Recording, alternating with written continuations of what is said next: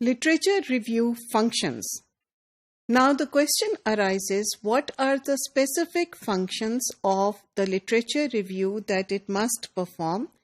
क्योंकि आप इन functions का इसलिए सोचोगे कि keeping in mind these functions, you will shape your literature review. So there are several functions. एक function literature review का है कि it should provide an in-depth account of the relevant literature. So it is here that you will state in detail the research literature that is relevant to your field. So please only include relevant literature और बहुत सारे उसमें वो नहीं लाएंगे आप.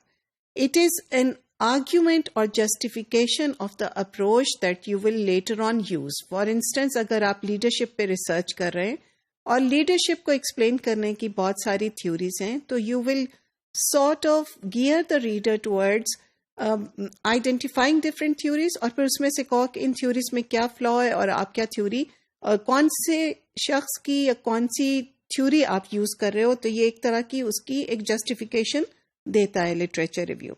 So इससे फ़ायदा ये होता है कि आपका एग्जामिनर या आपका पढ़ने वाला इस बात की तसल्ली कर लेता है कि you are aware that there are other theories, लेकिन आपने जो चॉइस की है वो एक इन्फॉर्म्ड चॉइस थी. आपने सोच समझ के बाकी के सारी ऑप्शंस को वे करके क्रिटिकली एनालाइज करके आपने वो चॉइस की है.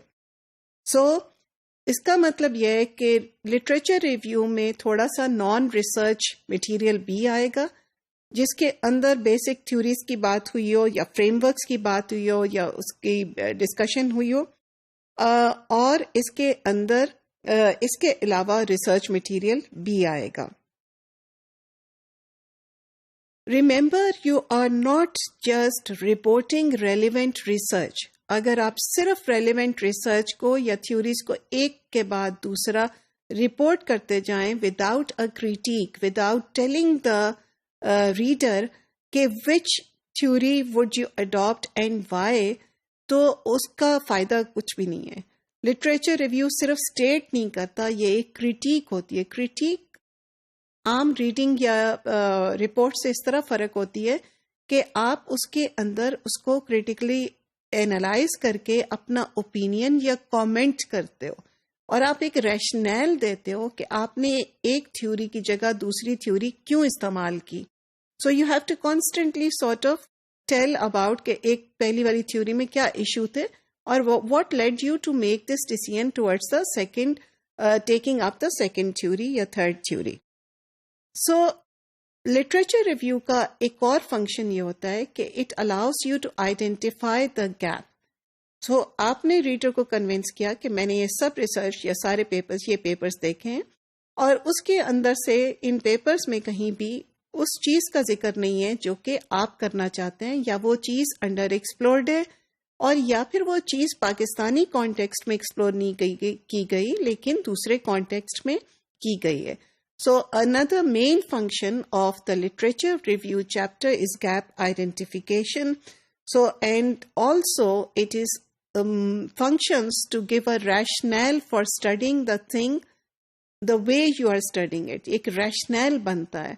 So towards the end of the literature review, you move on to almost rationalizing your choices you have made in terms of methodology, in terms of the research focus. तो ये सब चीज़ आप उसमें literature review में कर रहे होते हो. So basically literature review provides a focus for research question. It gradually it takes you towards the research questions and it guides you towards an appropriate methodology.